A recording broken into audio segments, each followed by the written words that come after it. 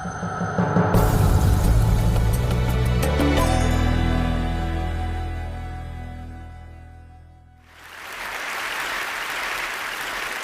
in college, I was a government major, which means I had to write a lot of papers. Now, when a normal student writes a paper, they might spread the work out a little like this. So, you get started maybe a little slowly, but you get enough done in the first week that with some heavier days later on, everything gets done and things stay civil. And I would want to do that like that. That would be the plan. I would have it all ready to go, but then actually the paper would come along, and then I would kind of do this. And that would happen every single paper. But then came my 90-page senior thesis, a paper you're supposed to spend a year on. And I knew for a paper like that, my normal workflow was not an option. It was way too big a project. So I planned things out, and I decided I kind of had to go something like this. This is how the year would go. So I'd start off light, and I'd bump it up in the middle months. And then at the end, I would kick it up into high gear. It's just like a little staircase. How hard could it be to just walk up the stairs? No big deal, right? But then, funniest thing happened. Those first few months, they came and went, and I couldn't quite do stuff. So we had an awesome new revised plan. But then those middle months actually went by, and I didn't really write words. And so we were here. And then 2 months turned into 1 month, which turned into 2 weeks. And one day I woke up with 3 days until the deadline, still not having written a word. And so I did the only thing I could. I wrote 90 pages over 72 hours, pulling not one but 2 all-nighters. Humans are not supposed to pull 2 all-nighters.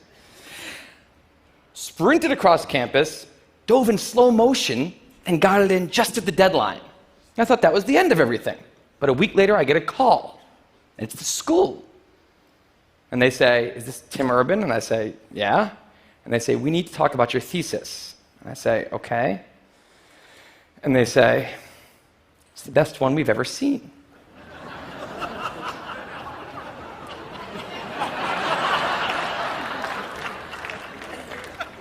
That did not happen. It was a very, very bad thesis.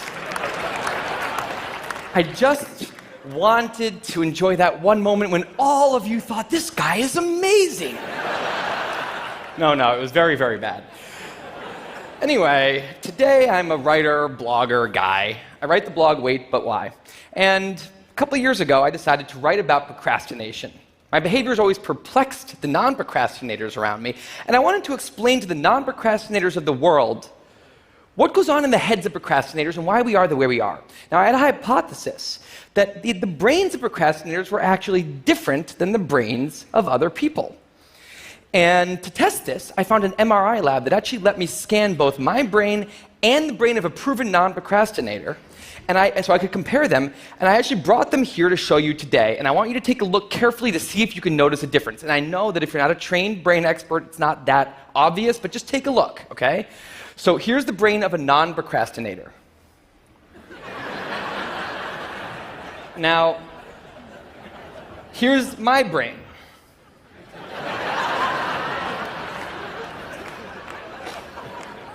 There is a difference.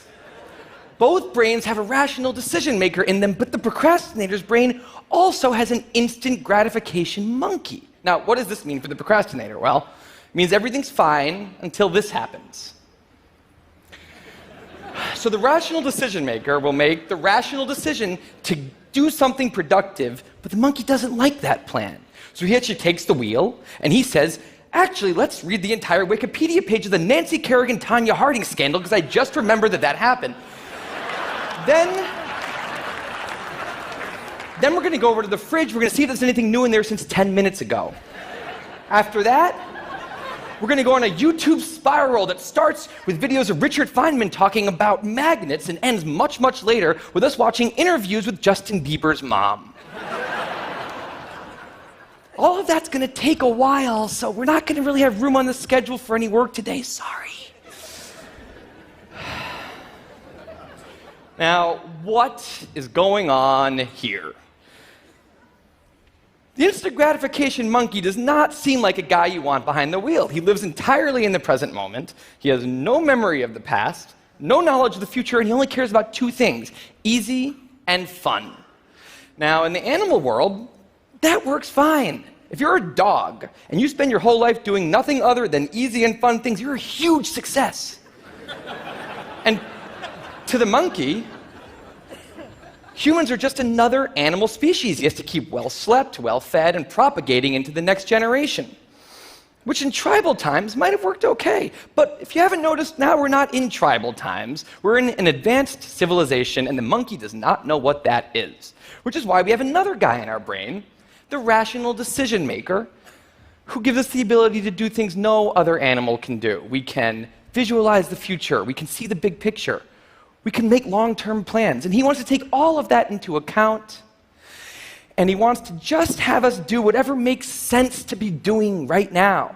Now, sometimes it makes sense to be doing things that are easy and fun, like when you're having dinner or going to bed or enjoying well-earned leisure time. That's why there's an overlap. Sometimes they agree.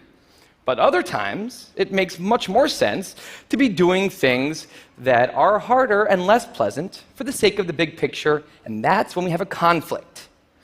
And for the procrastinator, that conflict tends to end a certain way every time, leaving him spending a lot of time in this orange zone, an easy and fun place that's entirely out of the make sense circle. I call it the dark playground. Now, the dark playground is a place that all of you procrastinators out there know very well.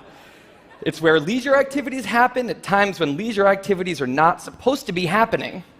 The fun you have in the dark playground isn't actually fun because it's completely unearned, and the air is filled with guilt, dread, anxiety, self-hatred, all those good procrastinator feelings. And the question is, in this situation, with the monkey behind the wheel, how does the procrastinator ever get himself over here to this blue zone? A less pleasant place, but where really important things happen? Well, it turns out that the procrastinator has a guardian angel, someone who's always looking down on him and watching over him in his darkest moments, someone called the panic monster.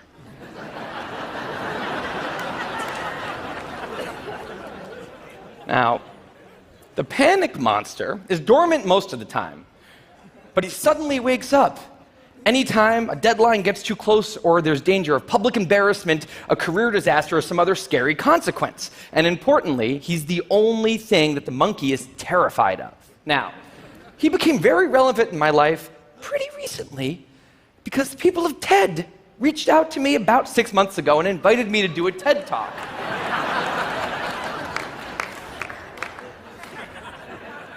Now, of course, I said yes. It's always been a dream of mine to have done a TED Talk in the past.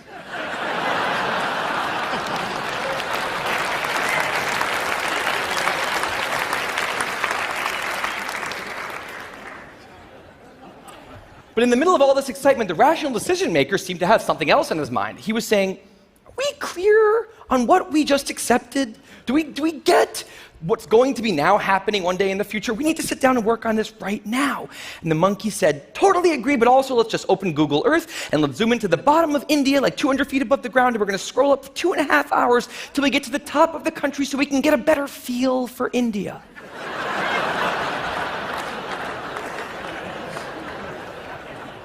So that's what we did that day.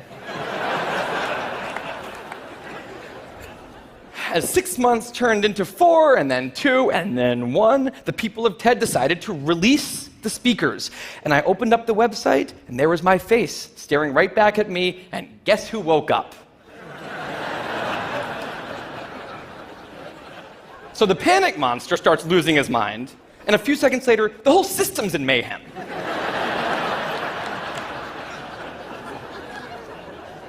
And the monkey, who, remember, he's terrified of the panic monster, boom, he's up the tree. And finally, the rational decision maker can take the wheel and I can start working on the talk. Now, the panic monster explains all kinds of pretty insane procrastinator behavior, like how someone like me could spend 2 weeks unable to start the opening sentence of a paper and then miraculously find the unbelievable work ethic to stay up all night and write 8 pages. And this entire situation with the 3 characters, this is the procrastinator's system. It's not pretty, But in the end, it works.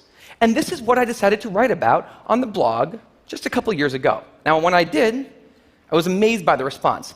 Literally thousands of emails came in from all different kinds of people, from all over the world, doing all different kinds of things. These were people who were nurses and bankers and painters and engineers and lots of PhD students. And they were all writing saying the same thing. I have this problem too. But what struck me was the contrast between the light tone of the post and the heaviness of these emails. These people were writing with intense frustration about what procrastination had done to their lives, about what this monkey had done to them. And I thought about this, and I said, well, if the procrastinator system works, then what's going on? Why are all these people in such a dark place? Well, it turns out that there's two kinds of procrastination. Everything I've talked about today, the examples I've given, they all have deadlines. And when there's deadlines, the effects of procrastination are contained to the short term because the panic monster gets involved. But there's a second kind of procrastination that happens in situations when there is no deadline. So if you want to have a career where you want to be a self-starter, something in the arts, something entrepreneurial, there's no deadlines on those things at first because nothing's happening at first, not until you've gone out and done the hard work to get some momentum, to get things going. There's also all kinds of important things outside of your career that don't involve any deadlines, like seeing your family or exercising and taking care of your health, working on your relationship, or getting out of a relationship that isn't working. Now, if the procrastinator's only mechanism of doing these hard things is the panic monster, that's a problem because in all of these non-deadline situations, the panic monster doesn't show up. He has nothing to wake up for. So the effects of procrastination, they're not contained. They just extend outward forever. And it's this long-term kind of procrastination that's much less visible and much less talked about than the funnier, short-term, deadline-based kind. It's usually suffered quietly and privately, and it can be the source of a huge amount of long-term unhappiness and regrets. And I thought, that's why these people are emailing, and that's why they're in such a bad place. It's not that they're cramming for some project. It's that long-term procrastination has made them feel like a spectator at times in their own lives. The frustration was not that they couldn't achieve their dreams, it's that they weren't even able to start chasing them.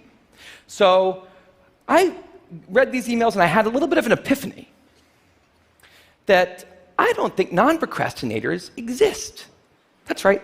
I think all of you are procrastinators. Now, you might not all be a mess, like some of us. And some of you may have a healthy relationship with deadlines. But remember, the monkey's sneakiest trick is when the deadlines aren't there. Now, I want to show you one last thing. I call this a life calendar. That's one box for every week of a 90-year life. That's not that many boxes, especially since we've already used a bunch of those. So I think we need to all take a long, hard look at that calendar. And we need to think about what we're really procrastinating on, because everyone is procrastinating on something in life. We need to stay aware of the instant gratification monkey. That's a job for all of us. And because there's not that many boxes on there, it's a job that should probably start today. Well, maybe not today, but sometime soon. Thank you.